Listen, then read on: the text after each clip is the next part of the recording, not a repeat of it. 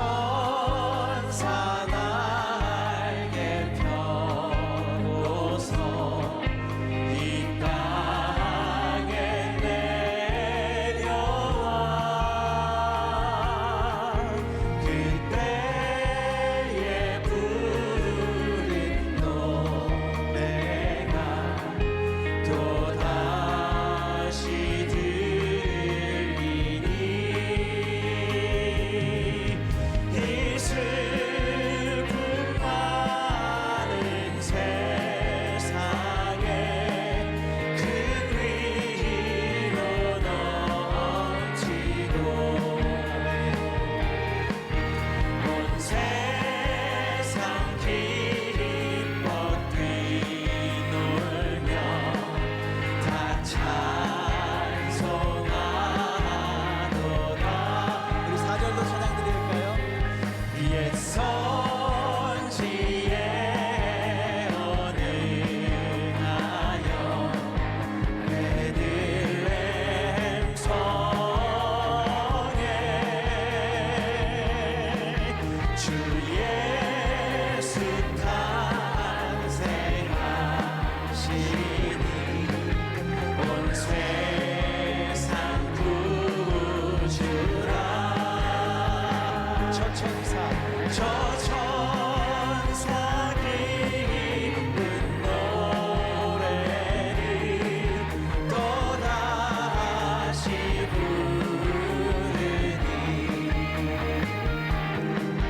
온 세상 사는 사람들 다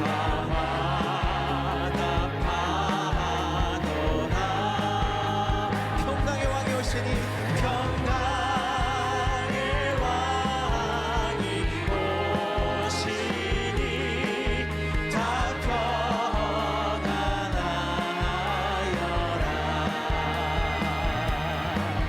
그 소란하던 세상이 다 고요하도다. 할렐루야. 우리 주님 오심을 찬양합니다. 할렐루야.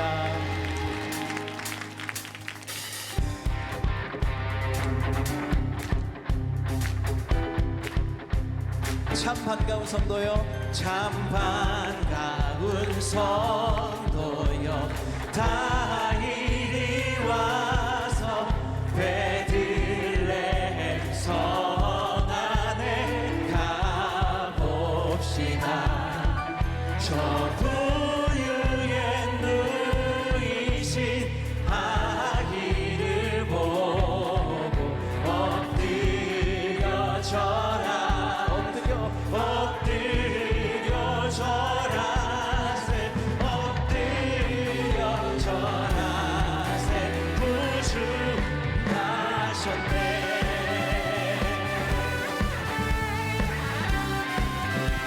저 천사여 찬송을 높이 불러서 이 광활한 천지에 울리려라. 주 하나님 앞에는 영광을 돌려 엎드려 절하세 엎드려 절하세 엎드려 절하세 구주 나셨네. 여호와의 말씀이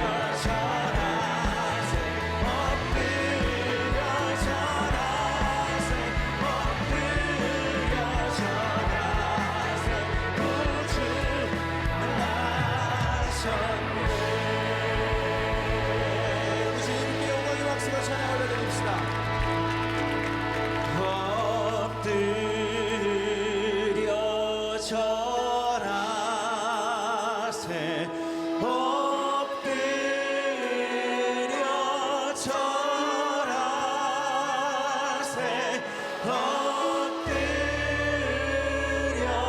절하세 구주나 엎드려 절하세 엎드려 절하세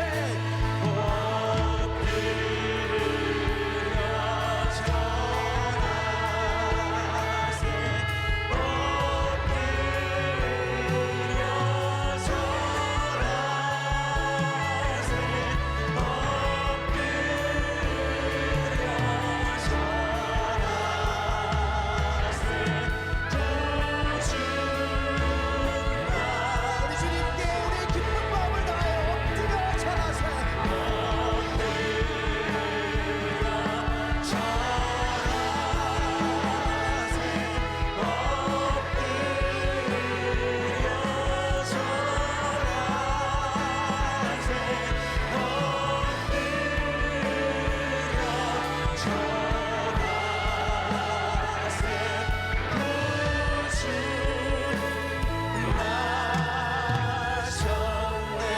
우리 만왕의 왕 되신 주님께 우리 기쁜 마음을 담아 박수 찬양 올려드립시다.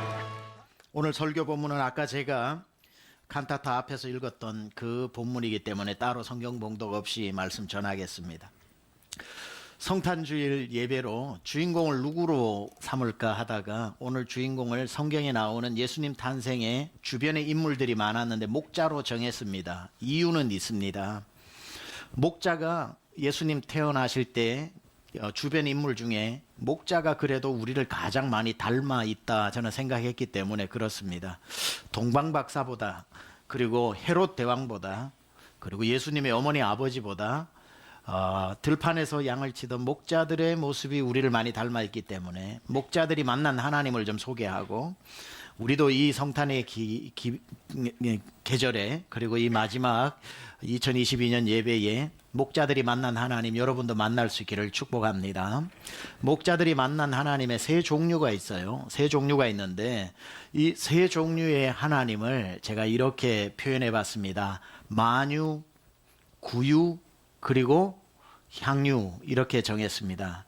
절대로 쉬운 거 아닙니다. 여러분 이런 제목 정하는 게 만유, 구유, 그리고 향유. 요즘 젊은 청년들은 라임이라고 그러죠. 라임. 랩을 하면서 이런 라임이 잘 맞는 걸 굉장히 좋아합니다. 여러분은 방금 별로 감동이 없었지만 오후 예배 때는 굉장히 감동하리라 저는 생각을 하고 이렇게 자, 이 목자들이 만났던 첫 번째 하나님은 만유의 하나님입니다. 만유의 하나님. 우리 이런 말 많이 쓰죠. 만유의 하나님. 그런데 사용은 하는데 만유라는 뜻이 뭔지를 또 잘 모를 수도 있어요. 영어로 하자면 everything입니다. everything. 그러니까 만유, 모든 곳에 계시고 모든 능력을 가지고 계시고 모든 것을 아시는 하나님, 하늘도 주관하시고 땅도 주관하시고 넓은 바다도 주관하시고 안고 일어섬과 출입을 주관하시는 만유. 그래서 한문으로는 대체어로 우주라고 쓰기도 합니다. 우주에 가득한 하나님, 만유에 가득하신 하나님, 모든 것. 신학적인 용어로 말하자면 그분은 모든 곳에 계시고 omnipresence 하시고 모든 것을 아시고 omniscient 하시고 그에게는 모든 것을 하실 수 있는 능력이 있어서 omnipotent 하신 분. 이렇게 무소하시고 부재하시고 무소부재하시며 모든 전지전능하신 하나님. 이게 만유의 하나님입니다. 목자들은 이 만유의 하나님을 아는 사람들이었습니다. 아니, 다르게 표현해 볼게요. 만유의 하나님만 아는 사람들이었습니다. 우주를 다스리고 하늘을 다스리고 별과 해와 달을 운행하시는 하나님을 믿는 사람들이 목자였는데 목자는 양을 치는 사람이죠. 자기 양을 치는 사람도 있고 삭스를 받고 고용되어져서 남의 양을 치는 사람도 있는데 일단 양을 몰고 들판으로 나가면 수개월 동안 돌아오지 못하고 푸른 초장 쉴만한 물가로 양들을 데리고 가서 살찌워서 새끼 낳고 키워서 오는 게 목자의 역할입니다. 그러니까 목자들의 삶이라고 하는 것은 전적으로 목적지가 있는 게 아니라 풀이 있는 곳이 목적지요, 물이 있는 곳이 그들의 가야 할 방향이었고 그리고 밤이 찾아오면 눕는 곳이 그들의 집이었고 숙소였던 겁니다. 따라서 이 들판에서 양을 키우는 사람에게 있어서 제일 중요한 건 만유의 하나님이지요. 하늘도 다스리고 땅도 다스리시는 하나님. 목자들이 양을 키우기 위해서 물과 풀을 찾아다닐 때 하루를 시작하면서 그들은 땅의 하나님께 기도했을 겁니다. 온 땅을 다스리시는 만유의 하나님, 오늘 제가 가는 곳에 풀이 있게 하시고 제가 가는 곳에 물이 있게 하여서 이 양들을 먹이고도 남게 하여 주옵소서. 가는 곳에 맹수가 있지 않게 하시고 곰이 없게 하여 주시고 원수들이 나타나 양을 훔쳐가지 않도록 온 땅의 주인 되신 하나님이 이 땅을, 내가 가는 길을 지켜달라고 낮에는 땅을 보고 땅을 다스리시는 하나님께 기도했겠지요. 그러다가 밤이 찾아오면 양들을 돌무더기를 쌓아 그 안에 넣어두고 팔베개 하고 하늘을 바라볼 때 하늘에 수많은 별들이 떠 있을 겁니다. 이제는 누워 낮에는 진종일 땅만 바라보다가 밤이 되면 하늘을 바라보며 하늘을 다스리는 하나님, 만유의 하나님께 기도했겠지요. 하나님, 오늘 하루 무척 피곤한 삶을 살았습니다.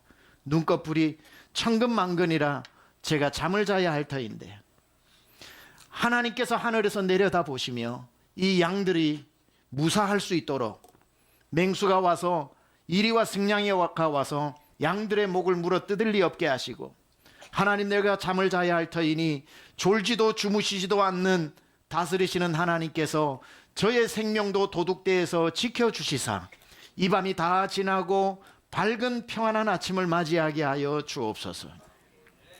낮에는 땅을 보고 기도했고 밤에는 하늘을 보고 별보다 높이 달보다 밝게 빛나는 하늘의 하나님께 기도하는 목자들이 믿었던 하나님은 만유를 다스리는 하나님이었습니다. 그런데 이 만유의 하나님이 목자들에게는 절대로 가까이 있는 하나님이 아니었습니다.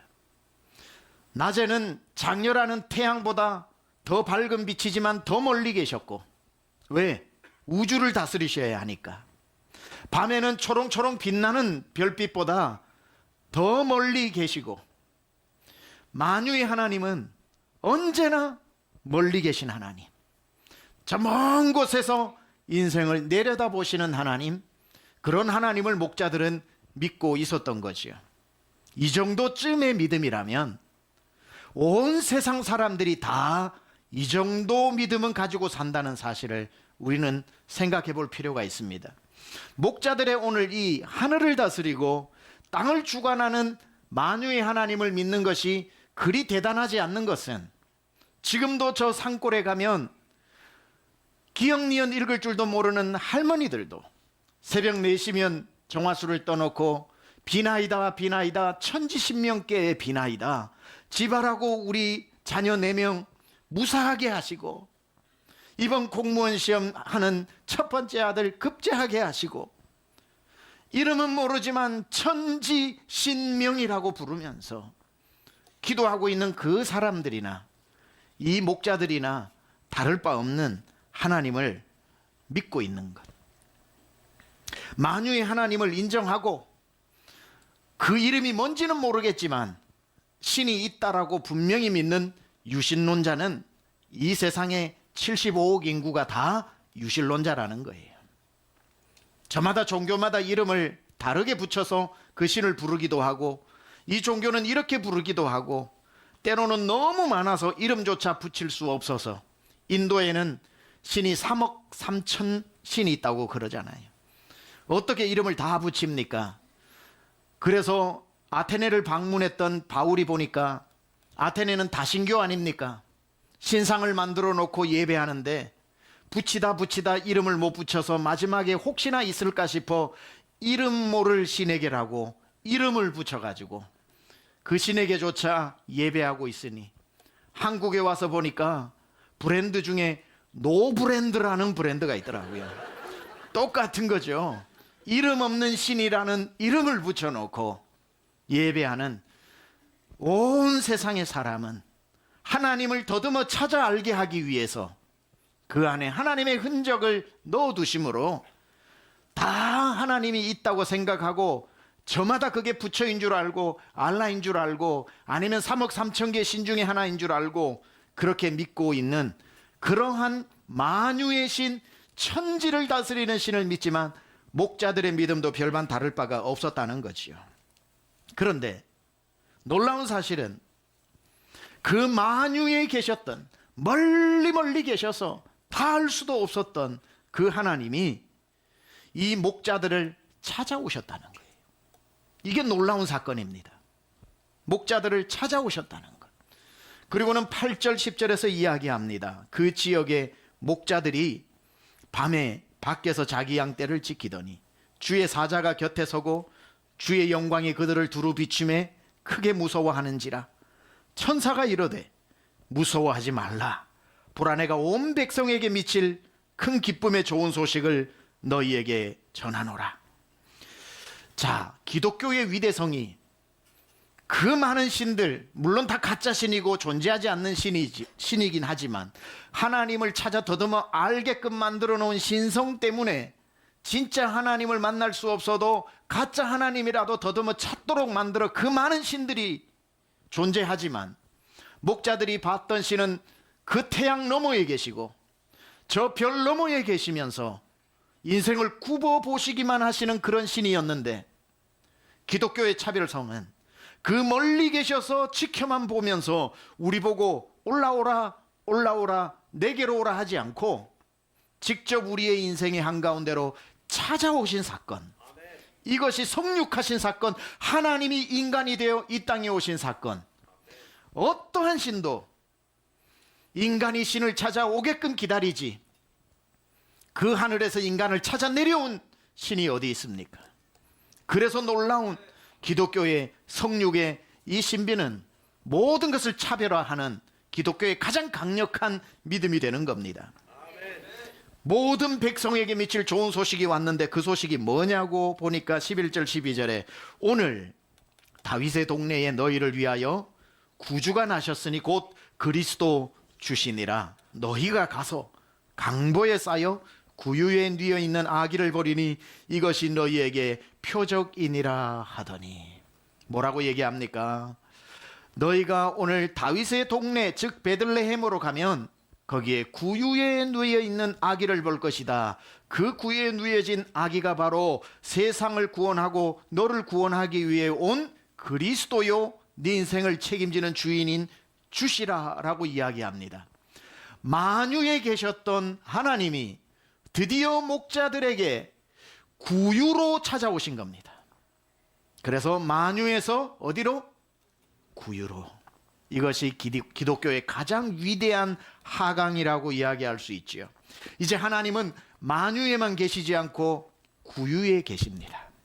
그들이 그 말을 듣고 베들레헴으로 찾아갑니다. 천사들에 이끌려 들어간 곳이 베들레헴의 어느 여관이었는데, 여관이라면 당연히 그 많은 사람들이 자고 있는 여관방 중에서 VIP 룸으로 들어가야 되겠죠. 하나님이 이 땅으로 왔으니까. 그런데 천사들이 그곳으로 이끌고 가는 것이 아니라 그 손님들이 자고 있는 그 사람들이 타고 온 말들이나 나귀를 묶어놓는 마구간으로 데리고 들어갑니다. 이게 무슨 일인가 싶어 따라 들어갔더니만 그 마구간 오물냄새, 여물냄새, 똥냄새 나는 그곳에 구유가 있는데, 구유에 바로 아까 말씀하신 하나님이 만유의 하나님이 이 땅에 오신 그분이 구유에 뉘어져 있는 겁니다. 놀라운 사건이지요. 그들이 만유에 계신 하나님을 이제 구유에 계신 하나님으로 만나게 됩니다. 그렇게 누워서 하늘의 별을 보고 하늘의 해를 보면서 하나님은 멀리만 계시지라고 생각을 했는데, 그분이 자기의 삶에, 내 삶의 구유로 내려오신, 너무나도 가까이 오셔서 내 눈앞에 믿을 수 없게 구유에 누워지신 예수님, 그리고 그 아기 예수를 보는데 방금 천사들이 그 들판에서 말해줬던 그 말이 귀에 들리기 시작합니다. 너희를 위하여 구주가 나셨으니, 너희를 위하여 구주가 나셨으니. 목자들이 보면서 목자가 나를 위해 이분이 오셨다고, 나를 위해 이분이 오셨다고, 나를 위해 이분이 오셨다고, 너희를 위해 구주가 나셨으니 그가 곧 그리스도 주시니라. 목자들의 귀에 생각이 납니다. 이분이 그러니까 그리스도라고, 그리스도를 구약의 언어로 메시아라고 이야기하죠. 뜻을 풀었으면은 저가 우리를 죄에서 구원하실 분이다. 이 아기 예수가 바로 나를 위해서, 나를 구원하기 위해서, 내 죄에서 구원하기 위해서 오신 그리스도란 말이지. 그리스도 곧 주시니라. 이분을 믿으면 이제 이분이 내 주인이 되어 내 인생을 책임져 주신다는 말이지. 바로 구유에 누이신 그 아기를 보면서 만유에 계신 하나님이 날 살리기 위해서 오셔서 나의 그리스도로 오셨고 나의 주인으로 오셨다는 사실.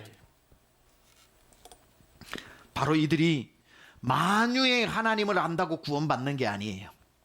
목자는 만유의 하나님 앞에 오늘도 좋은 풀을 놓고, 오늘도 좋은 물을 놓고, 오늘도 내 신변을 보호해 주기 위해 만유의 하나님께 그토록 열심히 기도했다고 구원받는 게 아니라 그 하나님이 구유로 오셨는데, 그 구유로 오신 그분의 이름이 예수인데 그분의 역할이 그리스도요 주인으로 오셨으니 구유로 오신 예수님을 믿을 때에 우리가 드디어 살게 되고 구원받는 줄 믿습니다.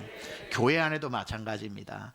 이 자리에 정말 오늘 크리스마스라서 2부 때에도 여기 다 본당에 못 앉았는데 3부 때에도 마찬가지로 우리 찬양팀은 다 밖으로 나갔죠 지금. 그러니까 정말 오늘 코로나 이후에 잘 나오셨습니다. 그 하나님하고 의리 지키려고 오셨잖아요. 많은 분들이 그래도 내가 1년에 내가 그래도 크리스마스 때는 배신하면 안 되지 이러고 오셨잖아요. 잘 오셨습니다. 어차피 오셨으니까 이제 계속 현장 예배 드리시기 바랍니다. 여기 많이 앉아서 예배 드리지만 이 중에 하나님이 있을 것 같아서 유신론자라서 그래도 기독교를 택하고 와서 앉아 있는 분이 있는가 하면 그 만유의 하나님이 아니라 날 위해 구유로 오신 예수님을 믿고 진짜 하나님을 만난 분이 이 자리에 함께 앉아 있다는 거죠. 만유의 하나님을 믿어 구원받는 일 절대로 없습니다. 신이 존재한다는 것을 믿는 유신론자로 산다고 그 유신론이 나를 구원해 주는 게 아니라는 겁니다. 하늘을 주름잡고 온 세상을 다스리는 그 신이 지금 필요한 게 아니라 나를 살리기 위해 말구유로 오신 그분이 내게 필요한 겁니다. 나에게 오신 하나님, 나를 위해 오신 하나님, 예수님을 만나야 참신인 그 하나님도 진짜 하나님이라는 사실이죠. 내가 곧 길이요, 예수님 말씀하셨습니다. 진리요 생명이니 나로 말미암지 않고는 그 만유의 하나님께 나갈 자가 없느니라. 멀리 있는 하늘의 신에게 백날 비나이다 비나이다 천지신명께 비나이다 아무리 빌어도 소용없습니다. 구유로 나를 위해 오늘날 너를 위하여 너희를 위하여 오신 말구유 예수 그리스도, 그가 너를 구원할 그리스도요 너 인생의 주인이시라고 말씀하신 그분을 만나야 하는 거지요. 여러분, 온 세상 인구가 75억이라고 그러는데 75억 모든 사람 다 신을 믿는 유신론자라는 사실 아십니까? 어떤 분은 그래요. 신이 어딨냐? 신 같은 게 어딨냐? 세상을 봐라. 요즘 같은 과학이 발달한 나라에 신이 어딨냐? 믿지 말고 너를 믿어. 내 주먹을 차라리 믿지 하는 그분은 뭐가 신이냐면 자기가 신인 거예요. 그러니까 신은 다 믿고 있어요. 저 위에 있는 신을 믿든지 자기가 신이 되어 나를 믿고 살든지, 누가 믿어도 인간은 하나의 신을 만들어서 그 신을 믿고 사는 거지요. 그러니까 무신론자는 없는 거예요. 자기를 믿든지 가짜 신을 믿든지 진짜 신을 믿든지. 근데 나를 믿어 라고 하는 이런 분들은 정말 안타깝고 미안하지만 어리석다고 저는 생각합니다. 왜냐하면 자기가 자기를 믿을 수 없다는 걸 자기가 알아요.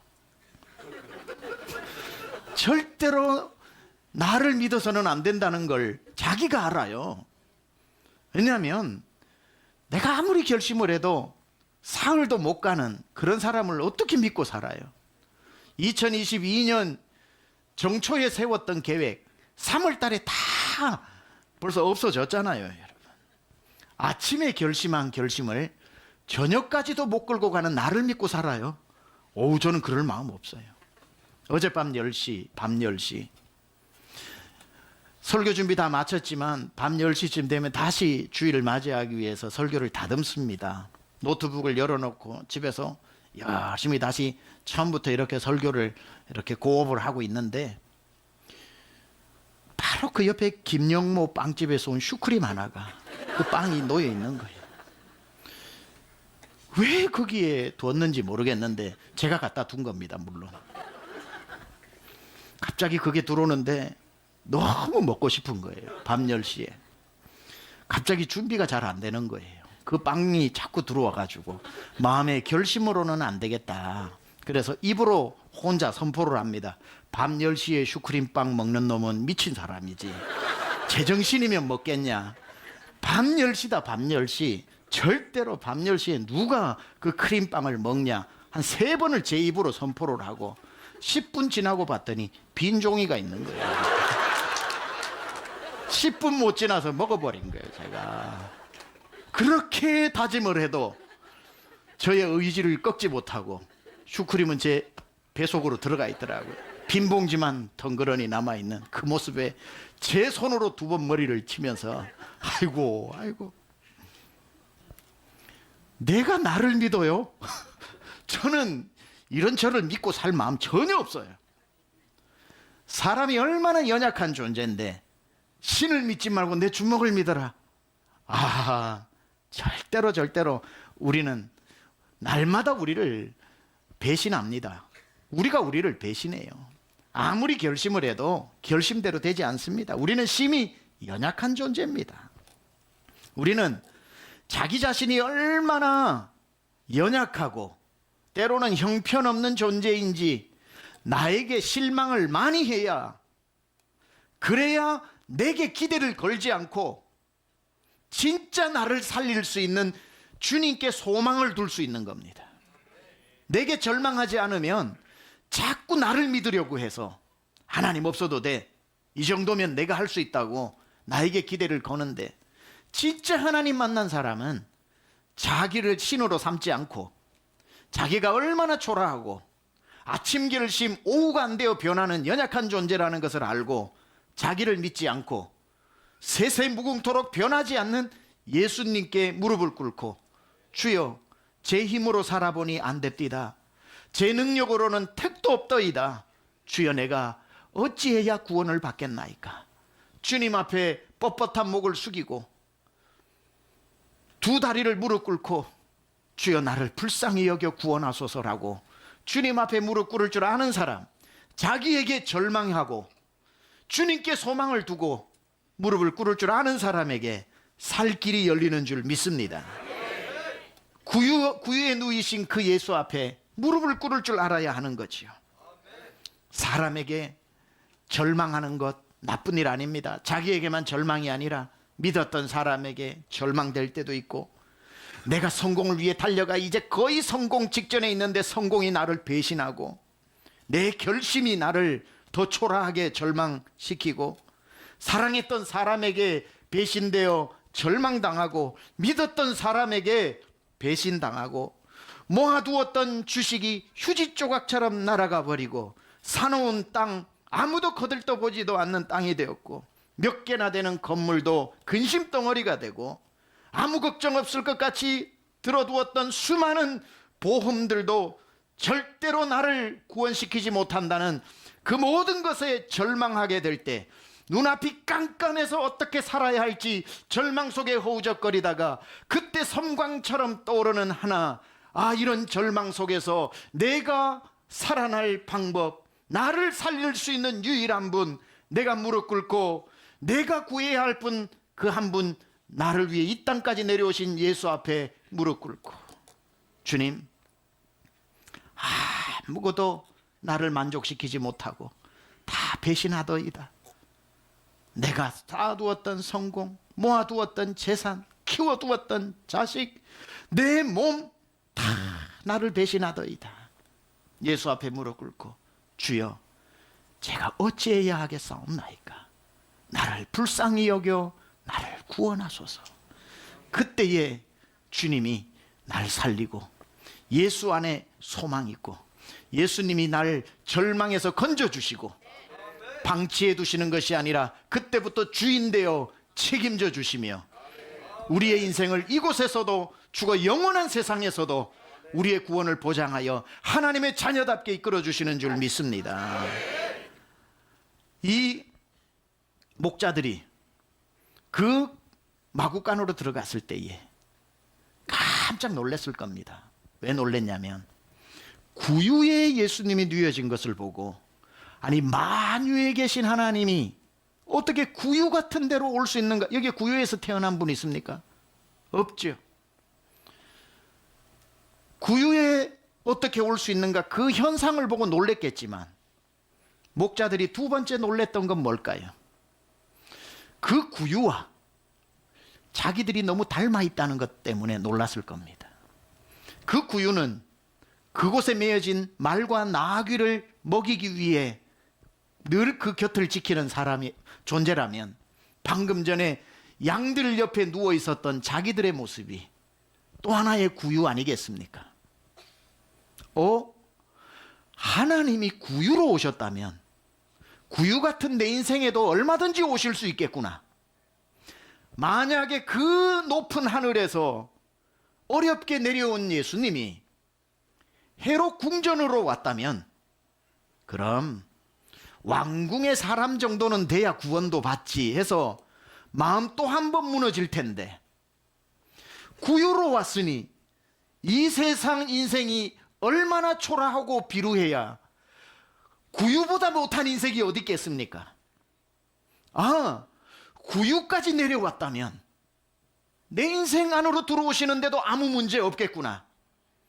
예수님 구유에 누이신 게 구유 같은 내 마음에도 얼마든지 모실 수 있다는 그 마음이 들어 저분이 나의 그리스도요 나의 주인으로 기쁘게 영접할 수 있는 겁니다. 이 중에 구유보다 나은 분 계십니까?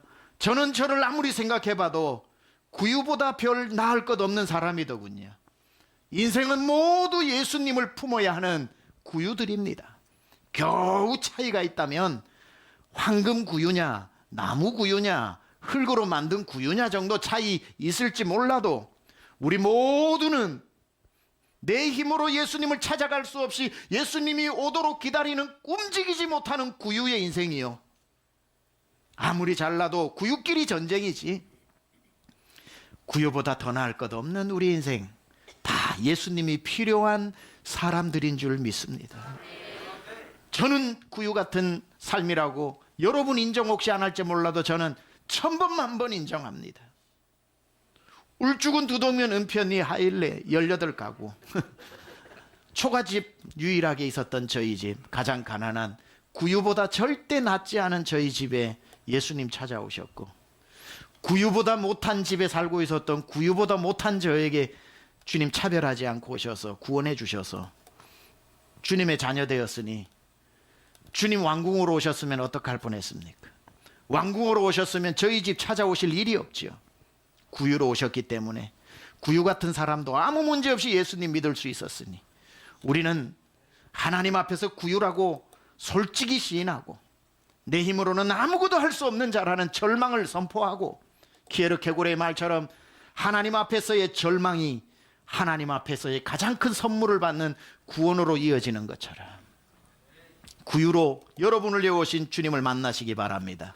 말씀을 마무리하면서 세 번째, 만유의 하나님이 날 살리기 위해 구유로 오셨다가 구유에 계신 예수님을 목자들이 영접하고 이제 주님의 자녀가 되고 나니 다시 들판으로 나가는 게 아니라 온 동네로 나갑니다. 온 동네로 나가면서 그들의 직업이 바뀐 것 같아요. 뭐라고 20절에 이야기하는가? 그들이 이렇게 했다고 기록합니다. 같이 한번 봉독해 볼까요? 시작.